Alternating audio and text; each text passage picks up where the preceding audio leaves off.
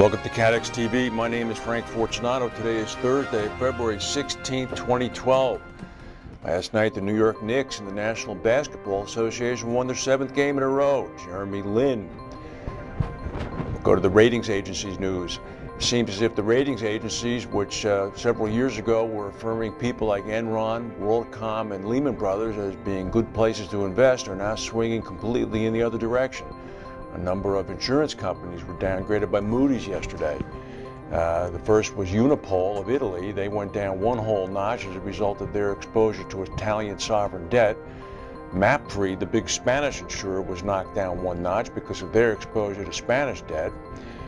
Caser of Spain was knocked down one notch because of Spanish debt exposure. Generali of Italy was knocked down one notch because of their exposure to Italian debt.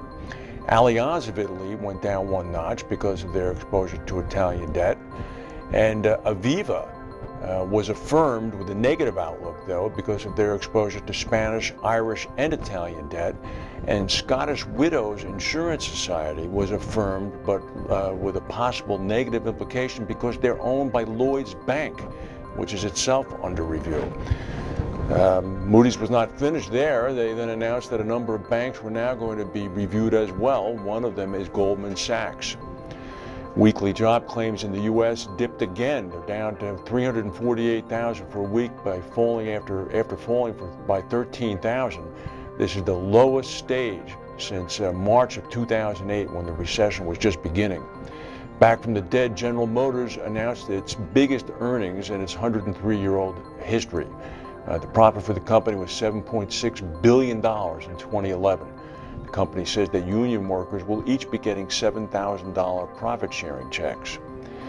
The British insurer, actually the Bermudian insurer, Allied World, announced an annual profit of $275 million, boosted partly by a $102 million merger termination fee from its failed attempt to merge with Transatlantic Re.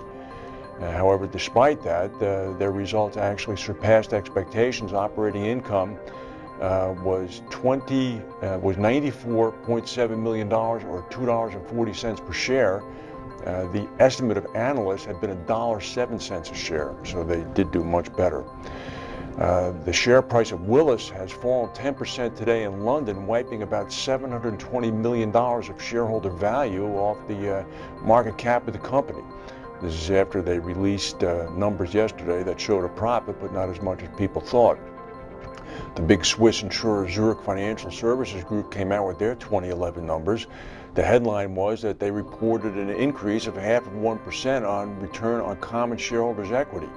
Well, that's something to look underneath of, and in fact, underneath, the business operating revenue was down 12.5%, from $4.87 billion in 2010 to $4.26 billion last year. Net income was $3.8 billion last year. They still made a lot of money. 10 Palestinian school children were killed on the West Bank today near Ramallah when their school bus collided with a truck on a steep hill during the rain. It was an awful scene. Thomas Enders, the CEO of Airbus, said that, quote, it's going to cost quite some money to repair the fault of the cracks on the wings of the super jumbo A380. Wouldn't confirm just how much. Last week, of course, European regulators ordered inspections of the whole fleet of A380s. Airbus said the cracks are a manufacturing issue, but insists that the plane's still safe to fly. The wings were made in Wales for Airbus. Enders said, we made a thorough investigation, and we have a bigger one underway now on how we could have made these cracks in the first place. We want to eradicate the source of the mistakes. We made a mistake here, and we're looking at it as quickly as possible. Plans continue to accelerate production and delivery of the A380s. That's the news for today. If we have any breaking news, we'll come back and tell you. Thank you for watching. We'll see you tomorrow.